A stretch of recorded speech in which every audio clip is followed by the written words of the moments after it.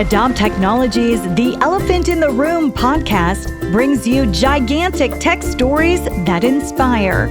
These are creators, innovators, and change makers. Every episode, our guests embody one of the core values that makes Adopt so different from every other tech company. Much like an elephant, guests on this show are emotionally intelligent and ready to make a gigantic impact on the world. This is The Elephant in the Room, brought to you by Adopt Technologies. I'm your host, Carrie Pena. With us in studio today is Hui Wu-Curtis, the managing partner, co-founder, and COO of SupportU. Thank you so much for being here. Yeah, thank you for having me. SupportU is a minority women-owned BPO. So let's start there. Sure. Talking about a BPO and how you're advancing technology and fighting for folks who are diverse from all walks of life. Sure, absolutely. I think most people don't understand what a BPO is. So what we do is we offer outsourcing services and to clients, and a majority of what we do is really kind of call center work. So whether an organization needs customer service, sales, tech support, or back office processing, we'll handle that for most organizations. Call centers have gotten a real bad rap over the years. Oh, You're working absolutely. to change that. I mean, you say the industry is broken. Well, it absolutely is. I mean, nobody has ever desired to have a career or a job even in call centers. And then when you hear about call centers, they're horrible environments and people don't stay there very long. So I want to fundamentally change that narrative in terms of, it can be a good place to work and it absolutely can be a great place to develop your career. So what are you doing to change things in the industry? I think it's, when you look at call centers, not much has changed in the last 35 years, right? But it hasn't even kept up pace with technology because technology has changed tremendously. Mm-hmm. So being able to kind of look at our industry a little differently through different lenses. So there's so much technology out there. Anybody can offer technology, right? Right. Anybody can buy the technology. But we thoughtfully and purposely wanted to put together all the pieces of our technology stack and do it a little differently. Not necessarily to offer to our clients, but really centered and focused around our employees. So it goes hand in hand with making sure that our employees have a really seamless transition to our organization, and they feel very well supported when they hop onto a new company or new campaign that they're working on. So talk a little bit more specifically about the type of technology that you're gravitating toward that's been useful and helpful. Yeah, absolutely. I'm a huge proponent for knowledge management. And so there's a lot of great technology out there, but people underestimate the capabilities of it, right? Mm-hmm. When you're on the phone and you're being clocked and you have to do everything under 4 or 5 minutes, you don't have time to read a long article in your knowledge base. And so technologies that are faster, smarter, and really kind of help the individual serve up answers to be able to now adequately support the customers and kind of get whatever their issues resolved, the better, right? And so between knowledge management, between quality assurance, speech analytics, we're doing some great things in terms of learning more about the interaction between our folks and our customers in terms of what are pain points and what are broken. Yeah. Right. That's interesting. And you talk a lot about making not only a really beautiful client experience, customer experience, but you're trying to bolster the employee experience. And your argument is that one will help the other. Oh, absolutely. I mean, I think, I don't want to latch on to buzzwords, right? And so right now it's all about employee experience, but not a whole lot of focus on what exactly does that mean? Correct. Right. And of course, we have the luxury of being a new company to really start from scratch and saying, okay, how do we want to, organize this and put things together that are very thoughtful and really kind of supportive for the employees? Because if we take care of them and make sure that their transition to our organization is really good, then they're really kind of focused on doing the right thing, which is serving up the customers instead of worrying about where that training is going to come from. I think that is so fundamentally important. And, Brett, who is the CEO of Adopt, that's how he built his company, his tech company, is with, really making it something that is an important place for employees to be. So they were happy and they had what they need. He always talks about listening to the employees, making everyone, feel on the same level. Sure, absolutely. All those things are important. And when you deal with a call center, a lot of times those folks are not necessarily treated that way. No, I mean, a lot of things aren't designed for the folks on the phones, right? It's like it's individual systems that are pieced together that seem easy to use, but they're really not because they're designed by IT or they're designed by another department. And that can be so demoralizing. Oh, absolutely it is. How frustrating is it when you have to go to like 5 or 6 different systems and get different information, and then you have to piece together. And majority of the time, we call it kind of like the human error trap. You naturally trap human beings to make a mistake because of your processes and because of your technology.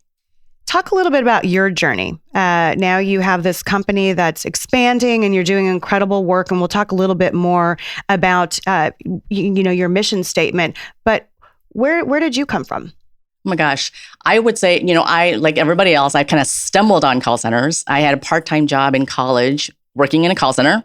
I lasted no more than 4 months because this is horrible. I don't even know who my supervisor is. This is a dreadful job. And then fast forward a year later, I had an opportunity to go into a call center, but as a leader, as a supervisor. So I thought, interesting. How do you manage people that are predominantly kind of tied to the phones? So I thought that was a great challenge. And so I've been in call centers ever since. Interesting. So it really resonated with you. Oh, it absolutely did because there's, it was a cool place because there's so many folks within like one center working together, and it was always fast paced. It was always very volatile, and anything can happen. Mm-hmm. And so I just thought it was a really challenging but intriguing environment. What do you think has been the biggest challenge for you in your career of overcoming obstacles? Gosh, I would say, many of our industries are very male dominated. And I would say kind of the advice that we get in terms of how to handle it is directly from a male. And it just doesn't work for women in the society. I think that has been the toughest piece is how do you maneuver well around male dominated industries? And then when you kind of pull back the curtain, gosh, you see a lot of unethical, horrible, seedy things that you can't even fathom that actually takes place. And so you as a woman and as a leader have to determine how are you going to play in that space and how are you going to react? Were you always someone that said, I'm going to stand up against this? Or was this something that happened over time that you gained that confidence? I think it definitely stems from, it happens over time. Mm-hmm. And then pretty soon, as I got more experience and a bit more confidence under my belt, it was kind of like, I'm willing to challenge anything, right? Because not a lot of people have their own voice or those opportunities to really be strong enough to stand up for themselves. You and your family came to the United States when you were 5? Yeah. Mm-hmm. Talk a little bit about that experience. And you didn't speak the language at the time. No, not at all. I mean, I remember vividly when we immigrated here, we stayed for a bit of time in Los Angeles in a refugee camp. So I remember that vividly. And then transitioning to schools, my sister and I, we didn't speak any English. And so how do you start education when the education system was not geared towards, different languages to support? So we were put in, a special ed class with different students. And so we've just felt out of place. But then over time, as we got more proficient with English, then things started kind of course correcting. Did your parents, were they always really supportive of you, of being a strong woman? I mean, tell the audience where you came from too. God, you know what? In conservative Asian cultures, women are not this strong. Absolutely not. It's always been kind of male dominated as well, right? And so I'm a bit of an anomaly. And so it was always like when you ask my mom about things, and I would always push and I would just fight. And she's like, don't do that. Just keep doing, what you're doing. It's like, just do your job and don't make any waves. And I'm like, no, I don't think so. It's not nearly as fun. Because you're Taiwanese? I'm Taiwanese. Mm-hmm. I just find it interesting too that, that it seems like you had that fabric in you from a young age. And it takes a lot of courage to, make a role in the tech world that is still very male dominated and really stand up for what you believe in and then be able to pass that along to younger women. Yeah, absolutely. I mean, there's no training manual, there's no guidebook. And I'm not even saying that I do it necessarily successful, but I hope that the lessons that I learned along the way or the tricks of the trade that I've learned, I can pay it forward to all the women future leaders. What is the most important to you about the next steps of your journey as you grow your company? Oh my gosh. I love pushing the envelope. I love proving people wrong. I love proving notions wrong. And so being able to take technology in and of itself, that's really cool, that what they do, being able to stitch together and really kind of pave new roads and see like incredible results, incredible performance standards, way beyond what we've traditionally seen by thinking about technology and about processes and about people just differently. When you set up a call center, what are some of the businesses that you're setting them up for? Give us some examples, if you would. Oh my gosh. It runs the gamut. So it can be, we have an online healthcare company, we have a retail company, we have a technology company. And so it's a great place to kind of get your feet wet and have access to so many different industries under one roof.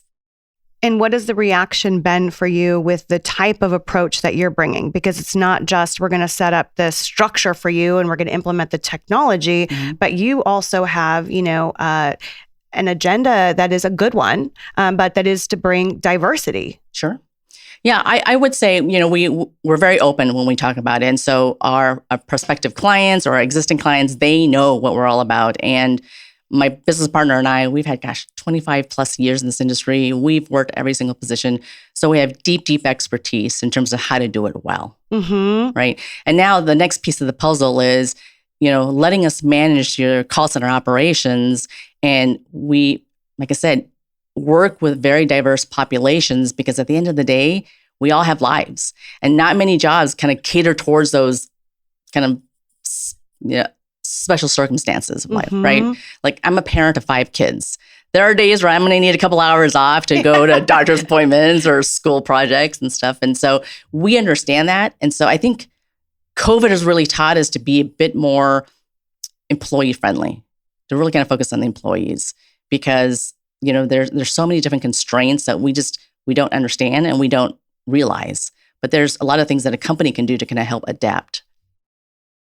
And I'm asking this question. I know my personal, thoughts on this, but because I think people should be valued and that companies would do better if they made adjustments to value, for instance, a young mother who needs certain accommodations, on down the line. But when you're selling this in the business world and you're talking to, CEOs about, here, make these accommodations because it would help you because, what do you say? We take it a little differently. The angle that we use is we're here to provide operational efficiencies to these organizations. What that looks like, how that looks like, leave it up to us. And so we look at workforce very differently. Many call centers, it's full-time or nothing. And we piece that together in kind of the smallest denominations to where if you want to pick up a couple hours here, a couple hours there, we'll make it happen. So it's a lot of organizing, it's a lot of thinking about it differently, but we really empower our employees, like I said, to be real people, to be thinkers, and to really take ownership into their jobs and kind of what they do. Isn't that a more modern approach to the workforce? Because there's a lot of entrepreneurial spirit that's out there, and people might want to try certain things, but to have an opportunity, I know I can go there 3 days a week for 4 hours. Right. And then you might have a real reliable employee for that time if you're not saying, look, 40 hours or nothing. Oh, absolutely. Especially when people don't want to work full time, right? It's like if they have kids and they want to be home when the kids come home, you can pick up a couple hours during the day. And so if it works well into their personal lives, then they're going to do great inside our company. And it's not because people are lazy. Yeah, absolutely. Not. It's just because everyone's life DNA is different. Yeah, absolutely. And I love that you're really trying to send that message out there. I think a lot of times people just need an opportunity, flat out. I have talked to a lot of women who've decided to go on maternity leave and now they're raising a child, but they can't find a job. Like professional lawyers who don't want to go back full time. So what do you do with them? And so we have to think about our kind of employment model and our workforce just very differently. And so just as we're wrapping things up here, I'd love to know from you, you have 5 children, you have continued to grow your career. You obviously are really committed to this cause. What is it that fuels you? It's obviously something more than just, I want to check a box of I'm a successful woman and I've made good money, whatever it is. Sure. It's something more. It absolutely is. I think, every decade is a little different, right? In my 20s, I just needed to make money because I was so broke. In my 30s, you get some momentum in terms of careers. And now skipping to now my 50s, you want to do something purposeful. something that you can really be proud of, to really kind of explain to your kids what you do, but also make a small difference in your niche. And so it's more than just setting up call centers. It's about creating employment opportunities and developing people to be far better and to do far more financially than they ever thought they could. I think that's incredible. And I really believe that everyone has so much potential inside of them. Some people are just dismissed as if they don't deserve it. Oh, absolutely. I think one thing really rung true. I had asked a manager one time that I was interested in being a supervisor. And she just kind of laughed. She's like, oh, wait, you're just book smart. And that always stuck with me, right?